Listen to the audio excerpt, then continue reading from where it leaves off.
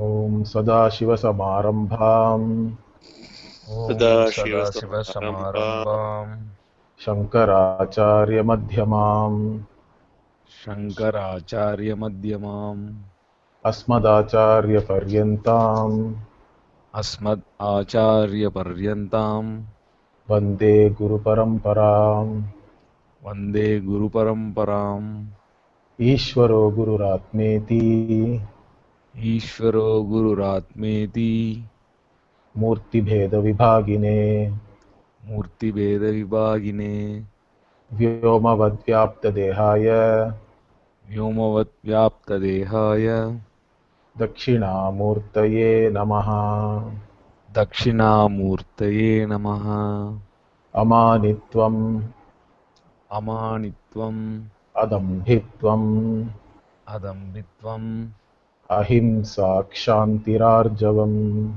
Ahimsa Shantirarjavam Acharyopasanam Acharyopasanam Shaucham Shaucham Stairyam Stairyam Atmavinigraha Atmavinigraha Indriyartheshu Vairagyam Indriyarteshu Vairagyam Anahankarevacha Anahankarevacha Janma Mrityujara Vyadhi Janma Mrityujara Vyadi Dukkha Doshanudarshanam Dukkha Doshanudarshanam Asaktiranabhishwangaha Ashaktirana Vishwangaha Asaktiranabhishwangaha Asaktirana Vishwangaha Putradharagrihadishu Pradhara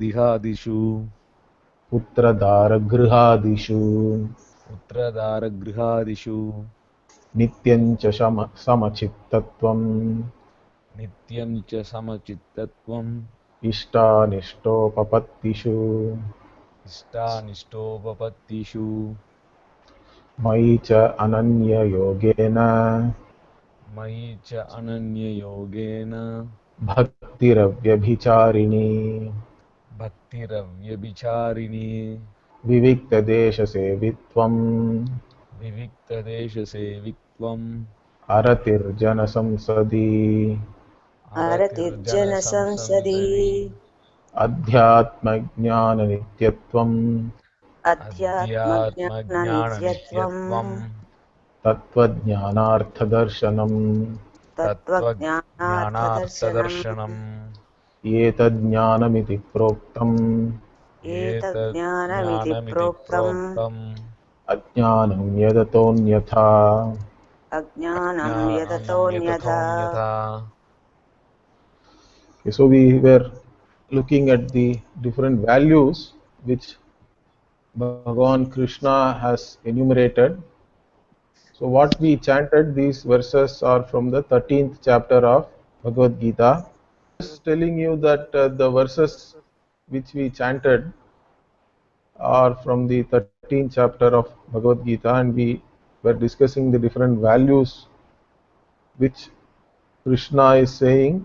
These values will aid you in getting this Atma Jnanam, and they are even called as Jnana by Krishna.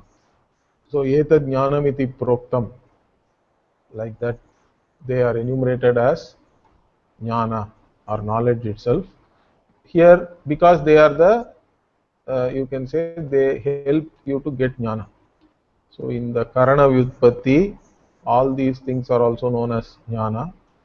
So these things mainly are attitudes, okay, which when you cultivate these attitudes, it will aid you, it will help you in gaining this self-knowledge.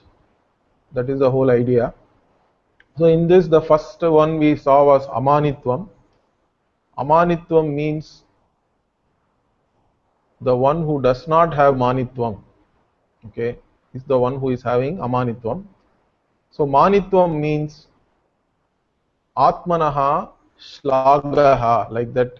Slagyam means one who is praising himself, or one who expects some respect from others. Okay, so we were looking at amanitvam. We discussed that somebody who thinks highly about himself, which is not a problem in itself, but mani means they also expect others to respect them like that and others to praise them. So that is the problem with the mani.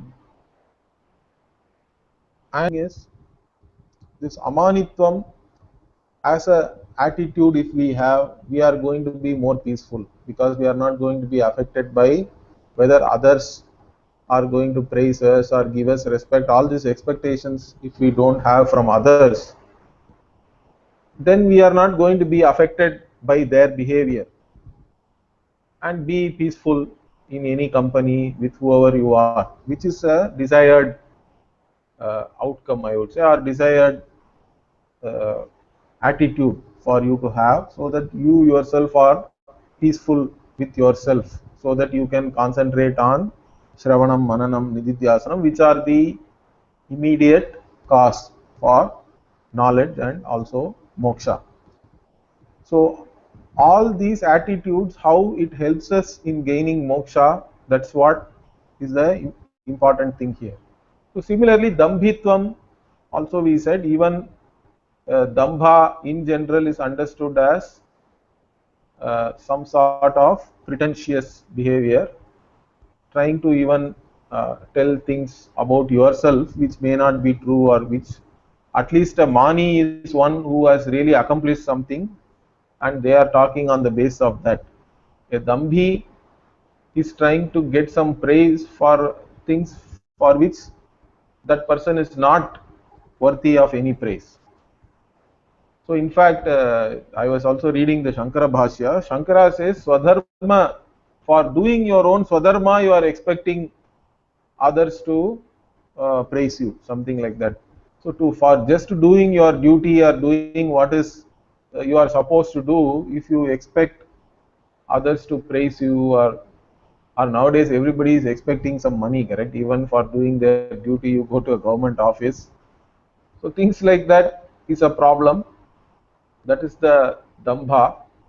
So being an adambhi also is very important for a mumukshu, because being both this manitvam and dambhitvam means, if you have, then you are going to lose your composure. You don't mind and concentrate on Shravana and Manana. So these are the two values which we already discussed. Now continuing, ahimsa is another important attitude or value which we have to have, particularly as a mumukshu again. So again, ahimsa means not doing any himsa, not hurting others, but generally it is looked upon as not hurting others. But what I would also insist is, ahimsa also should start with yourself. Particularly when you are a student of Vedanta, you start analyzing yourself a lot more. In fact, you have more expectations from yourself. Being a student of Vedanta, being a mumukshu, you want your own behavior to be different, let us say, correct? And if and due to habitual tendencies, it's not as per your own expectations, then you can be very harsh with yourself, correct? You are the worst critic of yourself, something like that can happen. And again, that may even lead to more hurt. You are hurting yourself, in fact. You are disappointed with yourself, and it will cause much more pain. Things like that are also possible. So the important thing is, start with yourself. You have to be patient with yourself. Once you become a student of Vedanta, we are all going to uh, analyze ourselves a lot, and we have certain expectations from ourselves. I have to behave in such and such manner since now because I am a student of Vedanta, like that. And others also may have expectation. They may even tell you, see, what is the use? You have been attending Vedanta class for whatever 3 months, 6 months, 1 year, and you are still like this. So they are also going to add. Already you are criticizing yourself. On top of that, others are also adding to that. So this kind of a situation can happen. I have seen it also as a student myself, living in a Gurukulam with so many other students, other seekers. So this is something very important. Of course, it is not try to change. I'm not telling you that. All of us are making effort to change our attitudes and behavior in a certain way which we ourselves want that really. But the problem is this kind of a change in attitude and behavior you are trying to bring overnight, let us say. That's because right now you have found a value for Vedanta and its teaching and all that. But that's not going to happen overnight. That's the only thing I am telling you. So things take their own time. You have had certain habitual ways of thinking, even reacting to certain situations. So these things, for you to immediately change, is not very easy. You have to first objectify your own behavior. There you will get some space, in fact. So once you objectively look at your own reactions to particular situations, what is irritating you, what is hurting you, what is causing you pain, these things we have to look at it now and analyze. And once you bring it to your conscious mind that this is what is really troubling me, let us say, then now you can think about why this particular thing should trouble me. Does it make sense anymore? And that way, if you start analyzing and looking at yourself, then you can also put some auto suggestion. So next time if such a situation happens, okay, somebody is all the time, let us say, simple thing, teasing you, and you get upset, you get angry and all that. But really speaking, you don't have to get angry or lose your peace of mind. So what you can do, you can put an auto suggestion saying that, okay, next time if somebody is going to tease me, I'm not going to react. At least I'm not going to show my anger to start with. Correct? So like this, these auto suggestions are also very useful because the auto suggestions will help you to make you objective. At the time somebody or some situation is happening, somebody is teasing you or some other situation which is troubling you takes place, most of the time we don't have any objectivity there. We just react. That because that's how we have done till now. But what we require there is just a little bit of space, okay, and also maybe a little bit of time before you react in a particular situation, so that you can look back.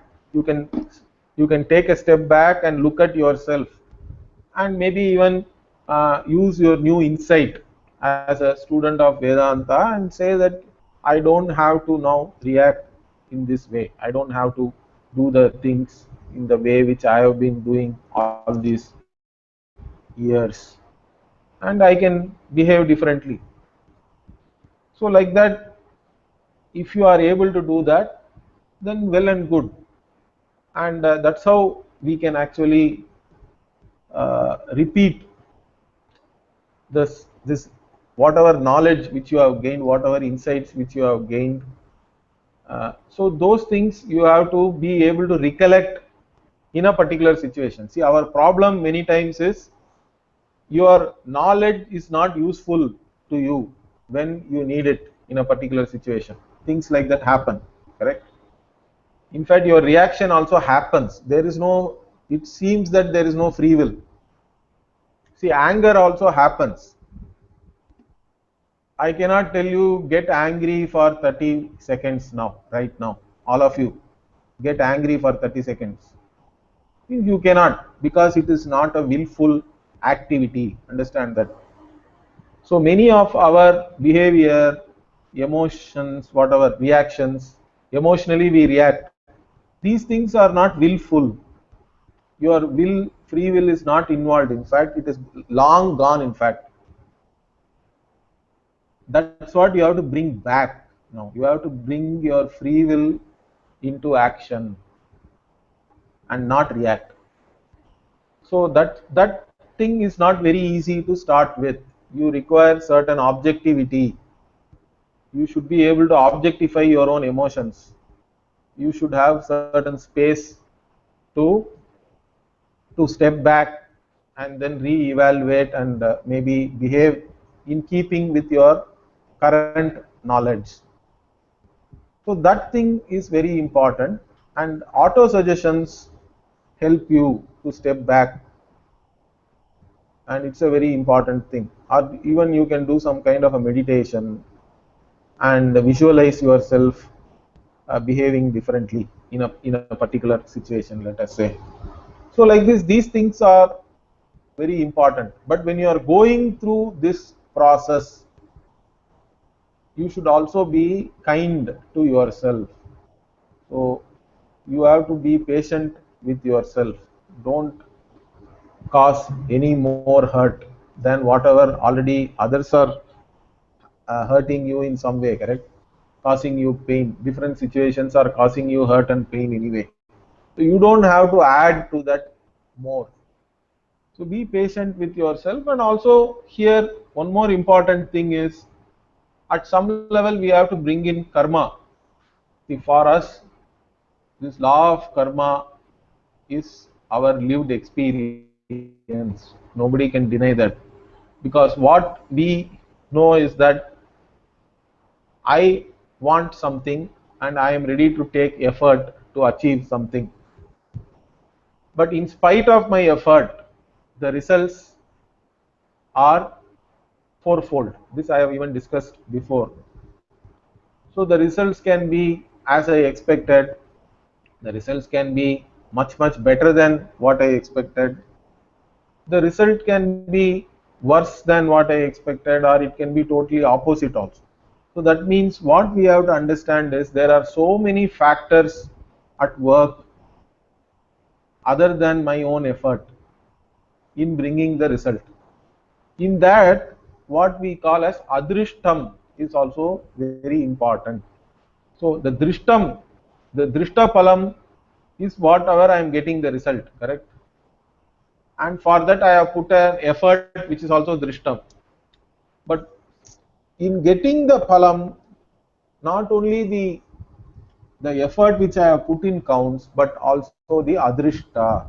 So what is this adrishta, or this unseen factor which is giving me some results, which is also having a part in shaping my life, in giving me pleasant and unpleasant experiences.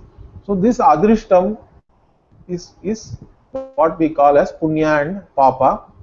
And punya and papa we are gathering all the time. Okay, so we are gathering punya papa. So if I do something right, not only do I feel good. See, I was telling you, whenever I do something right, I feel good, because when you are doing something right, you are in tune with dharma, which is nothing but a manifestation of Ishvara. So whenever you do something right, the drishta phalam is you feel good. You may not be comfortable. Understand that doing the right thing may be a difficult thing. It may involve hardship. Okay, it may even be fearful. Sometimes it is frightening, because you may have to go against vested interest. But still, if you do the right thing, you feel good. So that drishta phalam is there. But not only that, you are also accumulating punya. That is what the Veda says. That is what is our understanding from the Veda. the Veda. Ask me what is the proof for punya? The Veda being a pramana, we accept that that is valid, but it is a belief only at the end of the day. But it is believable because it goes along with my experience. Understand that. What is the thing which I can believe also? All of you should be clear. See, something which is illogical, we cannot believe. Something which can be negated by any pramana cannot be believed. That's not belief. We are not talking about that. In fact, Shankara in one place in the Bhashyam says that even if 100 Shrutis, Vakyas, whatever, 100 Veda Vakyas say that fire is cold, it cannot be accepted. So, like that, if something is negated by a pramana, whether it is logic or perception, we cannot believe that. That then becomes unbelievable. It is error. But something which cannot be negated by anything, any other pramana, then it is believable. And particularly if it is said by the Veda, then since we give the status of a means of knowledge to Veda, we accept it as valid. And so the Veda is talking about punya and papa. It even gives you different karma.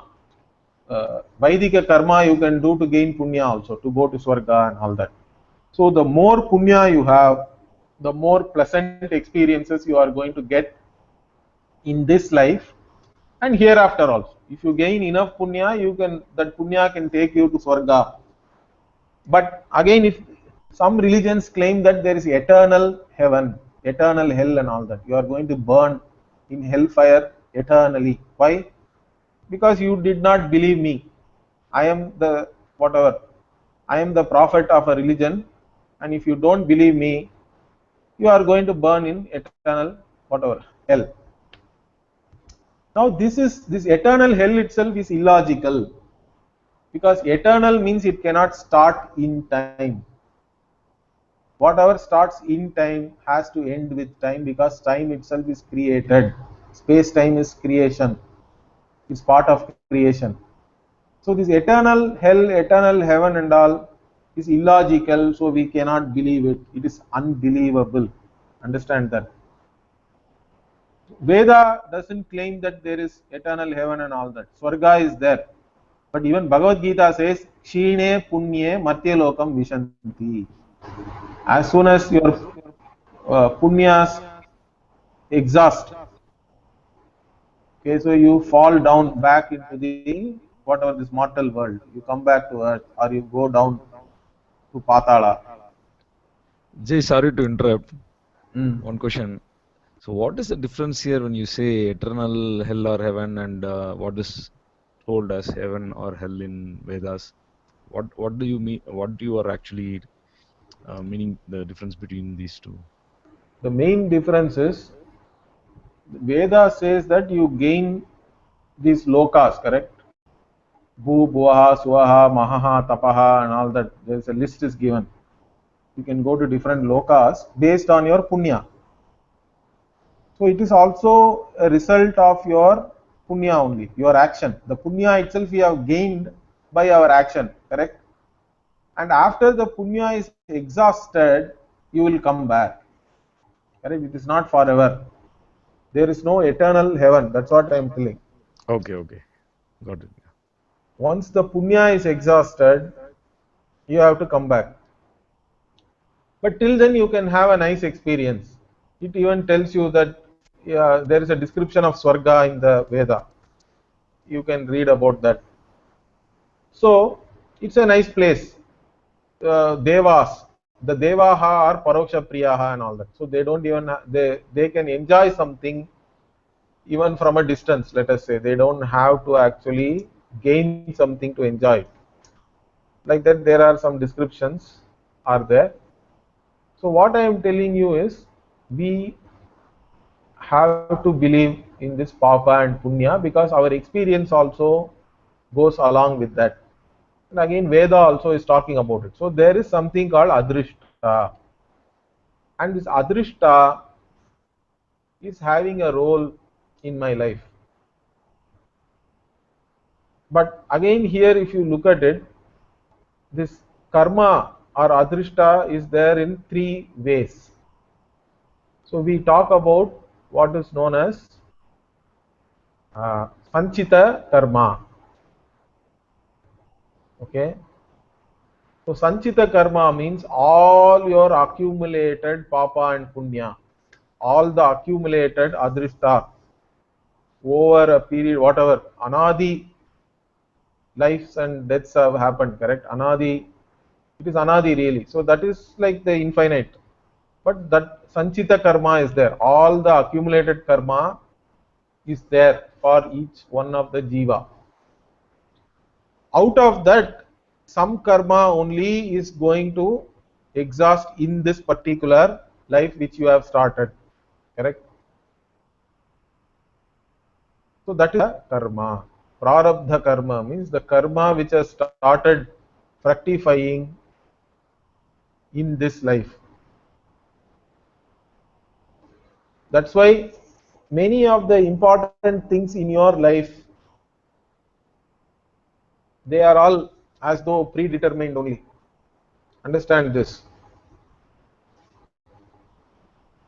So the prarabdha karma has already started, it is fructifying. Then there is also an agami karma.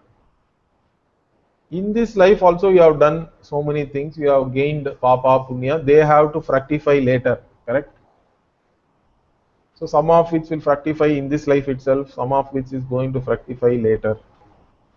So in the life also, in this life, some more karma is going to fructify. So like this we divide this karma or look at this karma in three different ways. One is all the accumulated karma, the karma which has started fructifying, which has become the cause for this particular life, and the karma which is going to fructify based on whatever has started and based on whatever you are doing now. Now this whole of astrology is based on all this karma only. Without karma there is no astrology, understand that. Because the astrological chart, the horoscope and all is actually predicting your prarabdha karma only. The planetary model is used to predict your prarabdha karma. And also the astrological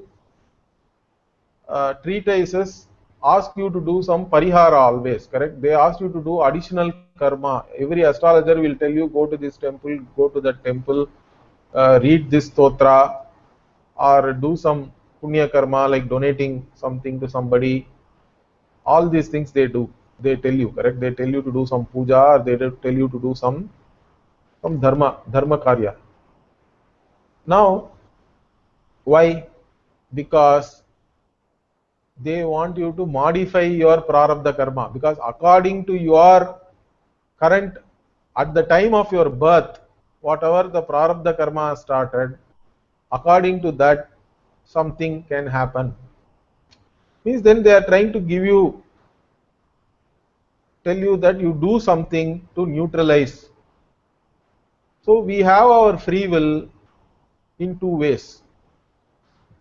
Because anyway the prarabdha karma is unfolding, and according to that so many things have already happened, so many things may happen, but you have the free will to do something now and neutralize whatever has already started.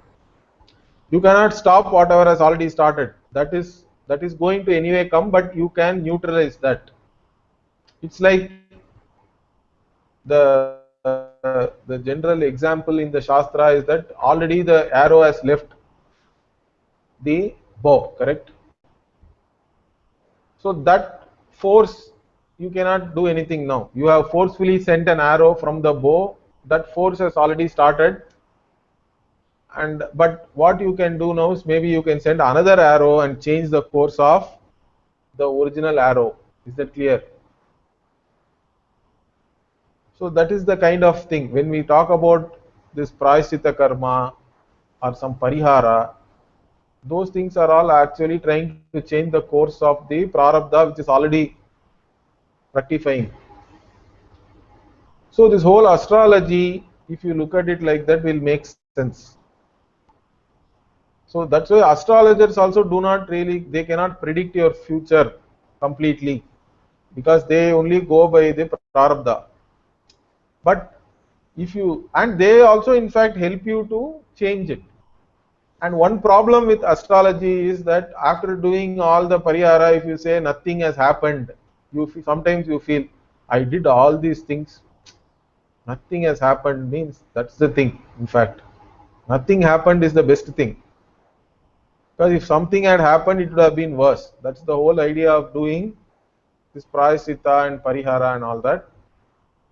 So that way, but of course, if you do some things, they will also tell you to do certain things which will also enhance your existing punya also. So two things are there. You have to neutralize the fructifying papa, and you can also enhance your punya, which is also fructifying. So the idea here is that the prarabdha karma only is unfolding in a day-to-day life as your pleasant and unpleasant experiences.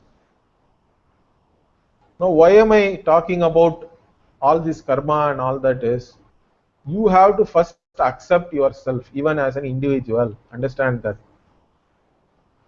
whoever you are today is because of so many reasons, because of to whom you were born, where you were born, to which school you went, who were your teachers. Many of these things you had no role to play. So don't blame yourself for all these things. Maybe you can blame Ishvara, but even to Ishvara also you don't have to blame. One thing is, if you want to be spiritual, first thing is we have to stop blaming ourselves and others also. There is no need to blame anybody. Because as long as you are blaming, you are complaining, you don't have any peace of mind. So the idea why I am telling you all these things is to understand that you are not entirely responsible for who you are right now. Okay? You can blame your teachers, you can blame your parents, you can blame so many people. Of course, you may also have had a role to play in that. But right now you are ready to change. That is the most important thing. Whatever has happened, and because of that you are in a certain situation now. Hereafter, what can be done? That's the most important thing we have to focus on. So if you stop blaming yourself, means you have a better chance. Okay, you have a better chance to become a better person and also enjoy the freedom which we are talking about, the leisure which I am talking about. That's the important thing that we have to enjoy. So that is the ananda we are talking about really. Is freedom from being a wanting person is the greatest ananda. And to have that ananda, all these attitudes are very important. First is ahimsa. That's what we are discussing here. So ahimsa, start with yourself, and then you should also not hurt others. That's a given for us. Himsam na kuriyat, and all there are injunctions are there. Even otherwise, we know that we don't want to hurt others, because I don't want to be hurt by anybody else also. So simply based on that itself, ahimsa as a value, as a universal value, is very clear to me. And an implication of this is vegetarianism also. See, for us nowadays, in fact, vegetarianism, they are giving uh, so many reasons for that. Greenhouse gas and all is less if you have a vegetarian diet and things like that. They are giving an ecological argument. But for us, it's not an ecological. Ecology also is important. Those arguments, I'm not saying they are wrong or anything. But the more important thing is ahimsa. Because any animal does not want to become your dinner. It does not willfully come and put his head and ask you to cut or something. All the animals they are desperately trying to escape. In fact, even the slaughterhouse video and all, if we see, it is all heart-rending. So they are forced, and so much pain also is given. For what? So anything which does not want to end up in your dinner table should not be eaten. It's as simple as that. Animals are called jangama. So they are the ones which move. They have gamanam. And if you try to kill them, they will run away. So they don't want to become your dinner. That is very clear. But then what about a tiger also is eating a deer and all that? Now you can't compare animals with human beings. Animals are instinctive. Tigers instinctively hunt and eat. That's why they don't have any papa punya also. But human being has a free will, and we can choose our diet. I already told you, we also have this Icha Shakti, Kriya Shakti, Jnana Shakti, more than any other animal.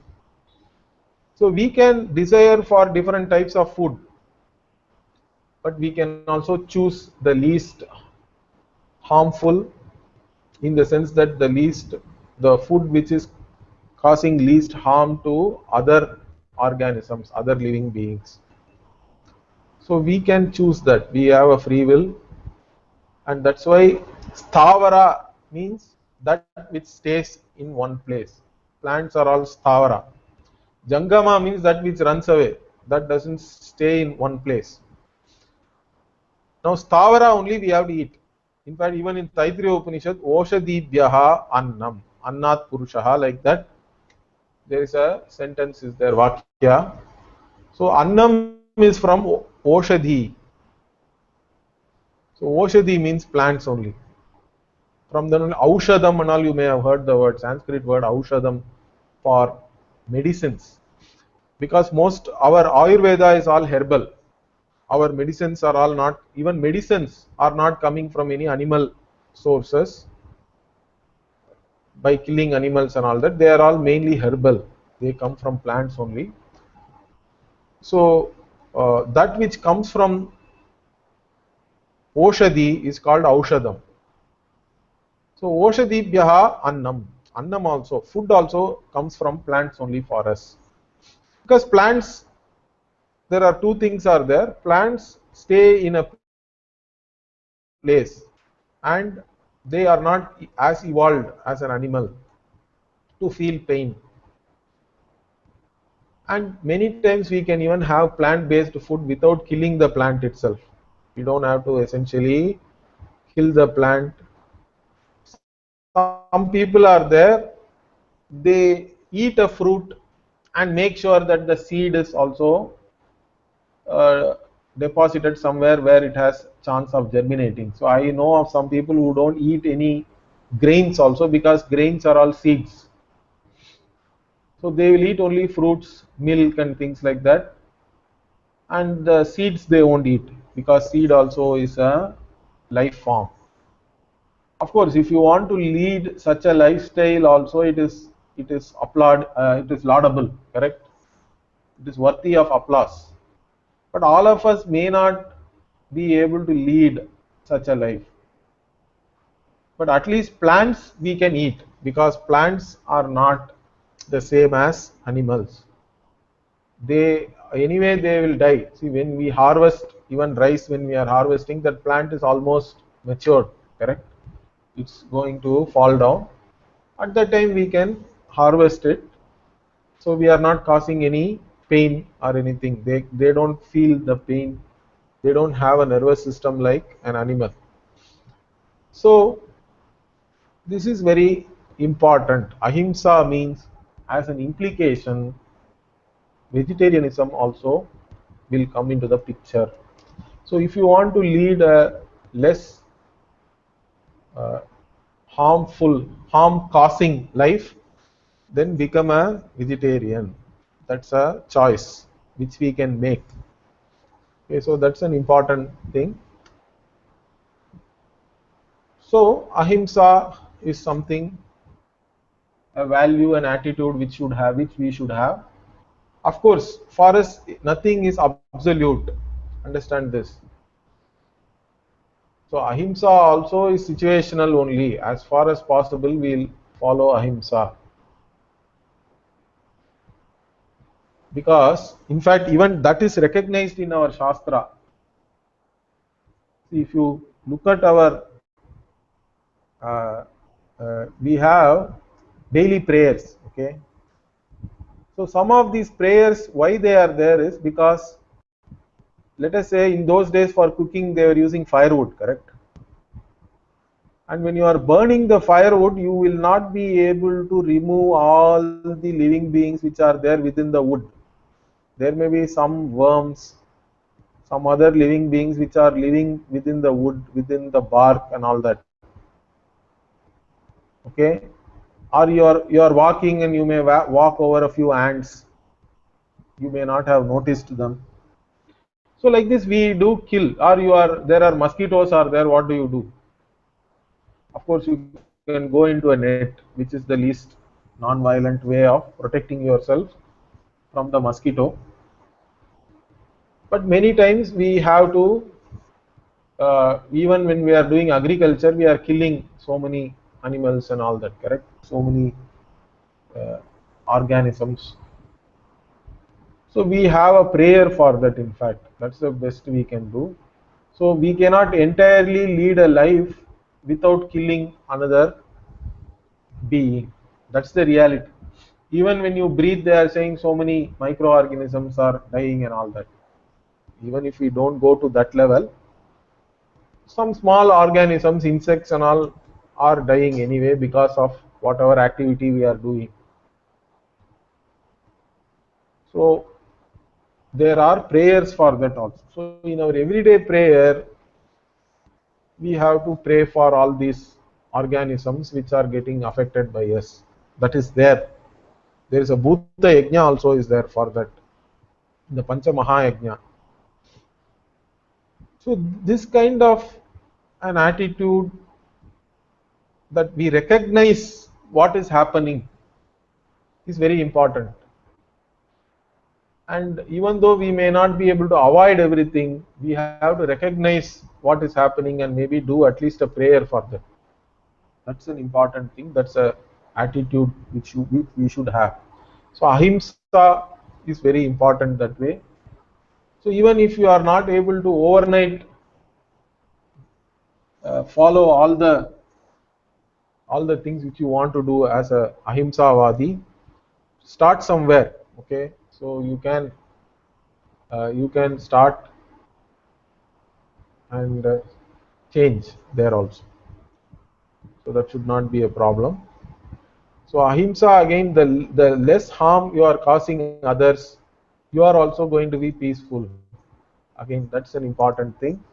If you don't hurt others, if you don't cause pain to others, they also are not going to be impelled to cause any pain to you. So that way also you are safe. You don't want to have to deal with the hurt of others.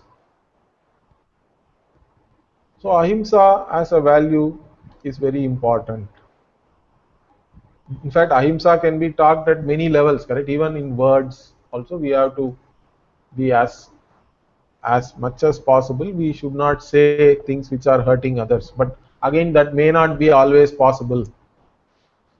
Particularly in WhatsApp and chat and all that, there is no swara in that, correct?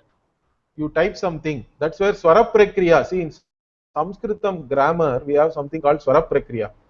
This swara is very important, correct? Even in modern communications, they say that non-verbal cues and communications are more important than verbal communication. But what happens is, the email, instant chat, WhatsApp message are all totally verbal. There is no non-verbal cue. Although you put lot of emoticons and things like that, it is very difficult to convey all the non-verbal cues there. So because of that, people may not know exactly how you are saying something, and they may get hurt also. So, or even otherwise, some people, they have their own issues, correct? You are only a trigger. In a particular situation, what you do becomes a trigger for them to react and all that. So you don't have to take everything personally. So once we understand this law of karma and that everything is part of Ishvara's order, other people's behavior also comes into the picture there, correct? So if you are able to see that, okay, this person is behaving like this person may be shouting at me, giving me galis, whatever, but because that person's background is like that, they have their own history, their own problems, and so because of that, in this particular situation, they are behaving like this. If you are able to see that objectively, that itself is a big thing. Why? Because of seeing like that, two things happen. One is, you are not personally getting hurt by the behavior of this other person, which is very, very important. Understand that. Whatever any person does, anybody else does, including your close, see, in our life, only few people are very close, correct? Those who are close to us also, from them we expect many things. We expect praise, we expect some acceptance, we expect so many things. So even from them, even their behavior should not really affect you, because the more you are not affected by what others are doing or others are saying, how others are behaving, the better it is for you, particularly as a student of Vedanta. Even otherwise, for anybody, but it is easier said than done, correct? But to be a person who is not affected by others, you have to understand certain things. It's not I am giving you just an advice, but it is more like a cognitive change has to come because of your own appreciation of the order which is out there. This whole order is the manifestation of Bhagavan, and everybody has their own some background, and their behavior, whatever they are doing and all, is part of, is because of this. Like that, if you are able to see objectively, you are going to save yourself from hurt and pain.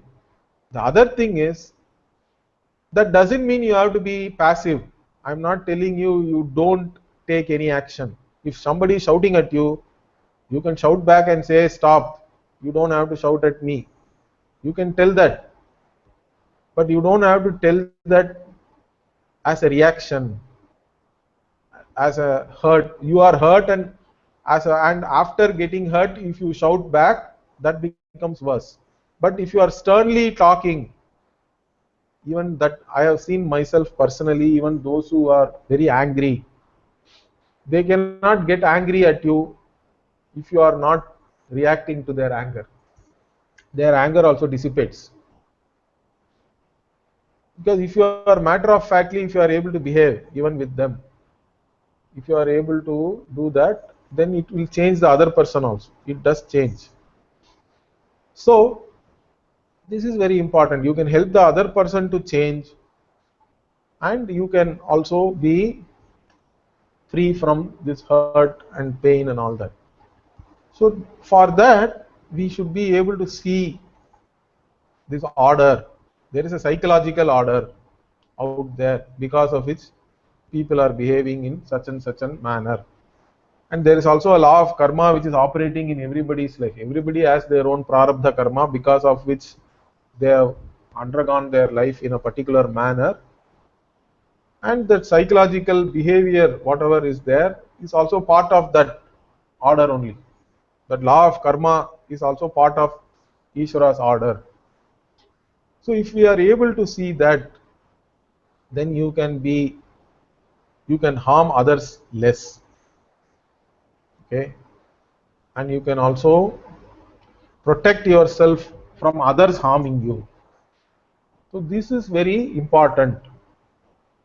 In fact, in Tamil there is a Tirukural which actually personally benefited me a lot. 5th or 6th standard.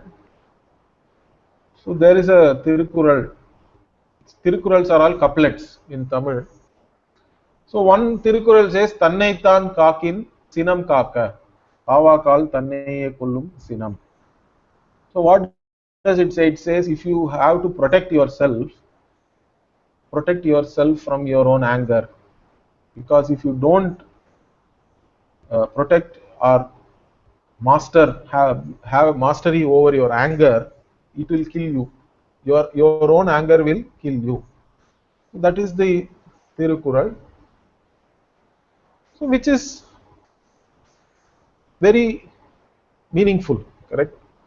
So in fact, why should I get angry at anybody at all? I don't have to get angry at somebody and hurt them.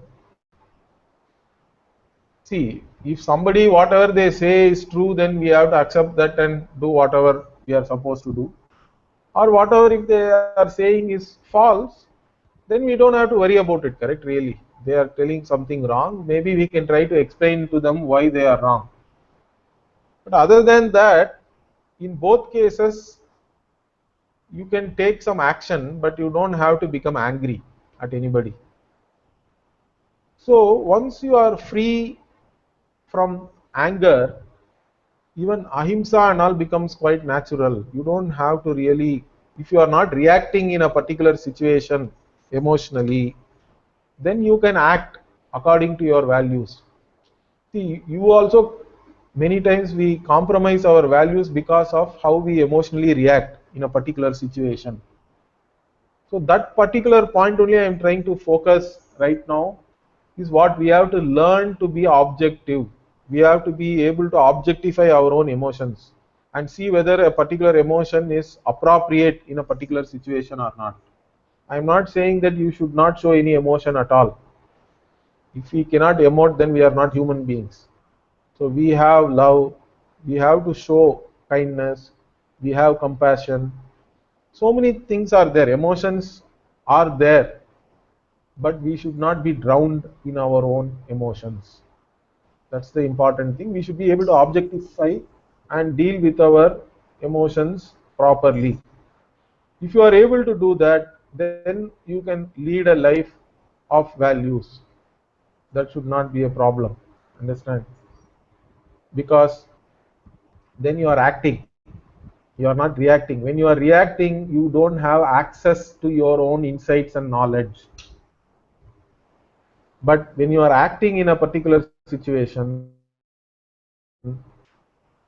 all our knowledge, our insights, our values, and accordingly we can then act. That's the important thing. So the more we act, the more we can bring in all these attitudes and values into our life. The more you react, then you are going to be in problem, because you yourself know that when you reacted, then you did not behave in the proper way. So you are going to even have guilt later. You will feel bad about yourself. So self pity, self blame, all these things will be there.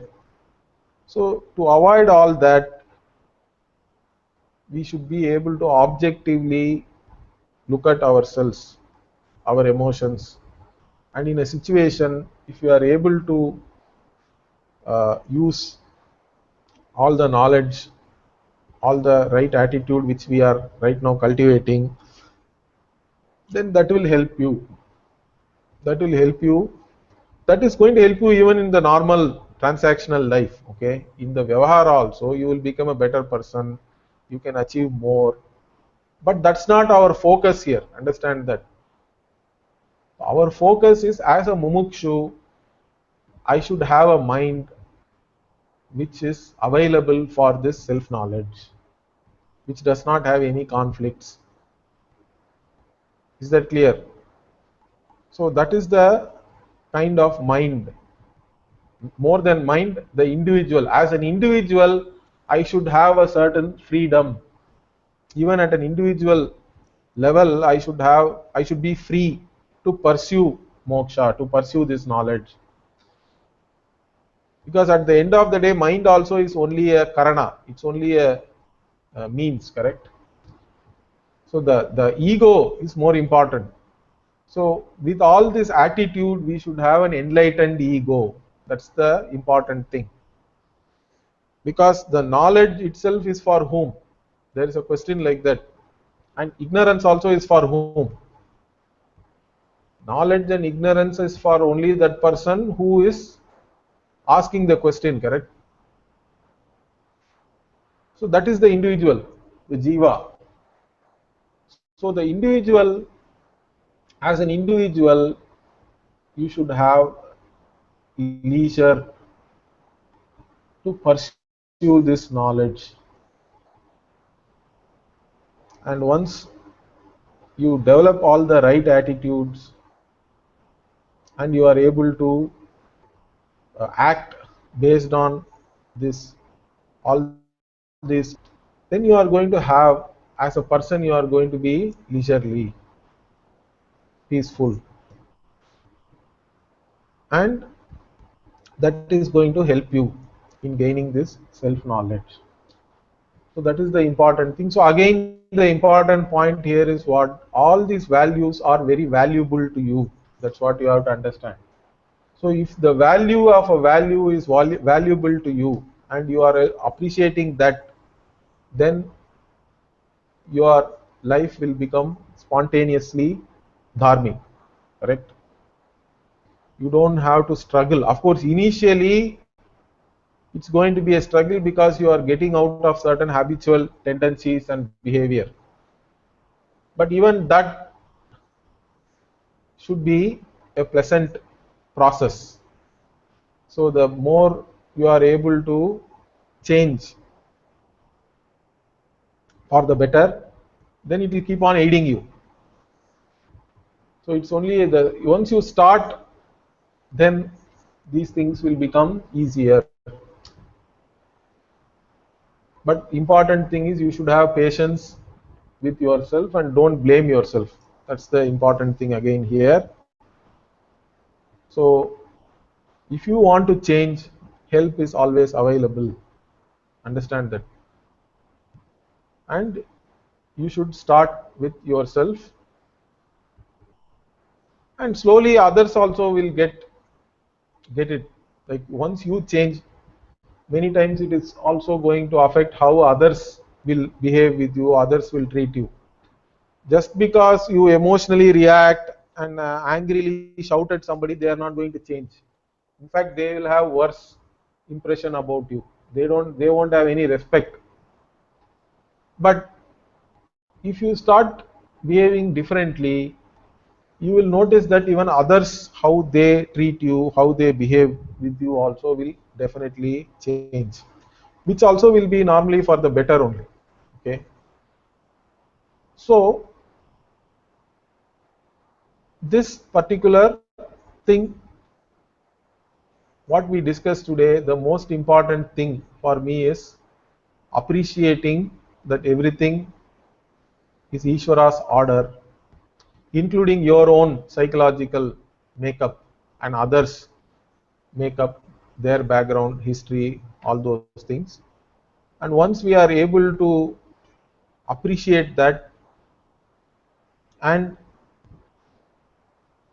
deal with any particular situation with this appreciation, then you act in a particular situation rather than react.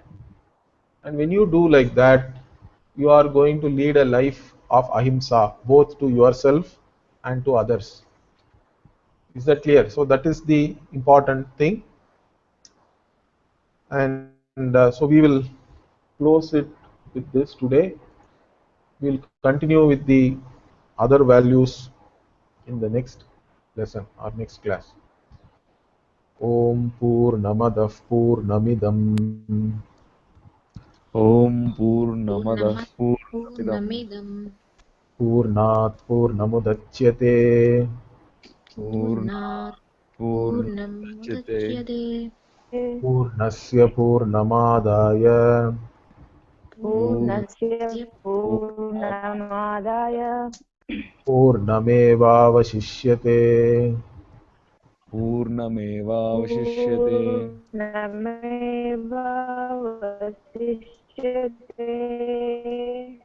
ॐ शान्ति शान्ति शान्तिः। ॐ शान्ति शान्ति शान्तिः।